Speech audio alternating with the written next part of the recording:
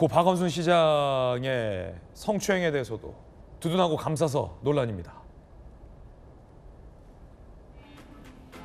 기고를 한 글이 남아 있는 거예요. 박원순 시장의 성추행 사건에 대해서 가해자가 피해자로 바뀐다. 박원순은 깨끗한 사람, 정치적 타격을 주기 기획한 사건이다. 그러면 피해 여성은 뭐가 되나요? 피해 여성은 억울하고 깨끗한 박원순 시장을 가해자로 만들기 위한 기획에 동참한 사람이 되는 겁니다. 전형적인 2차 가해입니다. 논란이 되자 기억이 안 나지만 사과드린다. 기억이 안 날 리가 있나요? 글이 남아 있는데 성의 없는 태도로 사과를 했다는 논란도 일고 있습니다. 그뿐 아니라 청담동 술자리 의혹에 대해서도 진실을 보인다라며 합리적인 사고와는 거리가 멀다라는 논란도 일고 있는데 양태종 변호사님, 전형적인 2차 가해 발언 아닙니까? 우선 저런 식의 이제 피해자에 대해서 이제 뭐 비난하거나 뭐 피해자가 받겠다는 발언은 잘못된 거죠. 저분은 뭐 다시 한번 사과를 할 필요가 있다고 생각을 하고요. 그러니까 저 맥락을 보면은 뭐 사실 피해자를 뭐 공격하고 피해자를 뭐 이제 가해자라고 이제 몰기 위한 발언이라기보다는 이제 박원순 전 시장에 대한 이제 워낙 좋은 평가나 좋은 감정을 가지고 있었던 것 같아요. 근데 그거를 이제 표현하다 보니까 많이 과하게 지나쳐서 2차 가해가 된 것은 좀 분명한 잘못이죠. 그렇기 때문에 2차 가해 부분은 뭐 조금 논란의 여지 없이 저거는 잘못된 발언이고 사과해야 될 거라 생각을 하고요.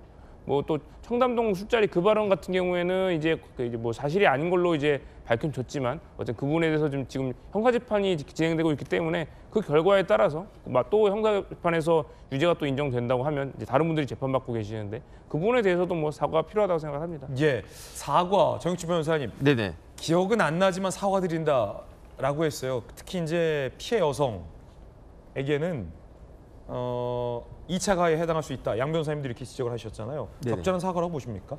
아니 자기가 글을 썼는데 저도 이제 신문에 가끔 기고하고 그런 적 있었거든요. 그럼 내가 무슨 글을 썼는지 글을 그냥 막 씁니까? 생각해가지고 쓰는 게 그게 글인데 그런데 무슨 글을 썼는지를 갖다 기억하지 못한다라고 하는 게 그게 말이 되겠는가? 저 글이 언제 쓰여졌냐면요.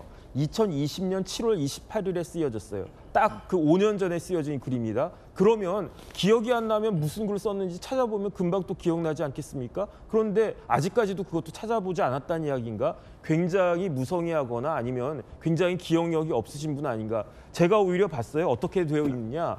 박원순 사건은 이때는 2020년 7월에는 박원순 시장이 그런저런 이야기가 막 나왔을 때였습니다. 그런데 어떻게 이야기했느냐? 저 최 처장 생각하기에 직감적으로 기획된 사건이래요. 그게 무슨 뜻이냐? 박원순 시장한테 정치적 타격을 주기 위해서 일부러 만들어진 사건이다. 그러면서 제일 황당한 이야기는 뭐냐면은 피해자 있지 않았습니까? 박원순 시장의 비서. 그 사람이 그 피해자가 그렇게 물러나는 그 과정에서도 굉장히 그렇게 심적으로 어마어마한 그러한 그 피해를 입은 과정에서도 업무 인수인계서를 꼼꼼하게 잘 썼대요. 그런데 최동석 처장은 뭐라고 이야기했느냐? 저렇게 피해자가 업무 인수인계서를 꼼꼼하게 쓴 거는 박원순 전 시장에 대한 존경과 흠모의 마음이 없이는 그렇게 업무 인수인계서를 쓸 수가 없다. 만약에 진짜로 성추행을 당했다라고 하면 업무 인수인계서 한 두세 장으로 그냥 띡 쓰고 나갔을 건데 그렇게 꼼꼼하게 쓴 게 그게 박 시장에 대한 존경과 흠모의 마음이 있었다라고 한 증거다.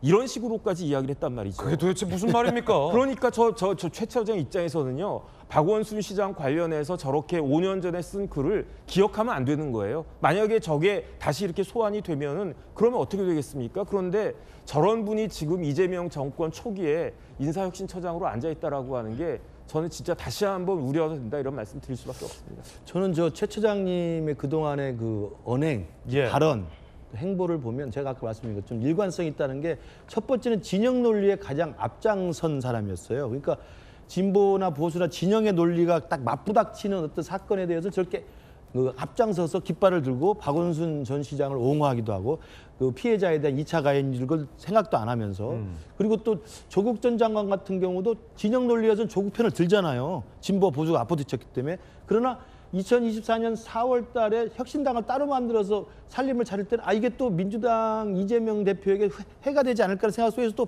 태도 돌변해서 또 욕을 합니다. 그리고 나서 또 지금 와서 이렇게 입장을 바꾸는 생각을 하고 있는데 일관된 건 진영 논리에서는 나팔수 역할을 했다는 거고 두 번째는 진영 논리 안에 들어가서는 친명 이재명 대통령에 대한 아첨으로 일관했던 거예요. 그 안에서 또 싸움이 있으면 수박으로 비치는 사람이라든지 비명이라든지 또는 친문 사람에 대해서는 또 노골적으로 또 앞장서서 비판을 했던 사람이기 때문에 저는 이재명 대통령의 그 잘 보이기 위한 일관된 아첨 논리인데 그 아첨이 시대가 바뀌면 어떻게 되는지 아십니까? 비열해집니다. 제가 저분의 비열한 첫 번째 변화된 모습을 어디서 봤느냐? 며칠 전에 국회 불려나가서 그 야당 의원이 질문을 했잖아요. 인사혁신처장을 새로 취임했으니까 불러서 아니 그러면 지금 강선우 후보자 논란이 인사 문제로 굉장히 심각한데 어떻게 생각하십니까? 물어봤잖아요. 뭐라고 대답했죠?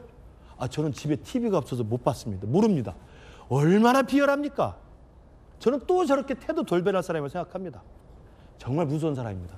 저렇게 살아야 되는 게 맞는지 참 제 스스로 반성하게 됩니다. 김구식 교수님의 개인적 견해인데요. 물러나야 된다고 보십니까? 당연히 물러나야 되죠. 물러나게 하는 게 그나마 이재명 정부 취임 초기에 리스크를 줄일 수 있는 좀 사후 약방문이긴 하겠지만 저는 그렇게 생각합니다. 똑같은 질문 박정호 의원님께 드리겠습니다. 한 번 더 기회를 줘야 된다고 보십니까? 이제 이런 일이 나왔기 때문에 인사혁신처장이 다 인사하는 건 아니지 않겠습니까? 네. 그동안 인수위 없이 시작됐기 때문에 절대적 시간이 부족했어요. 그래서 위에 인사는 잘했다는 평가를 잘 받고 있지만 밑에 저렇게 세세한 부분까지도 아 이런 일이 있을 수 있구나 해서 인사에 대한 정비 시스템을 다시 정비하면 됩니다.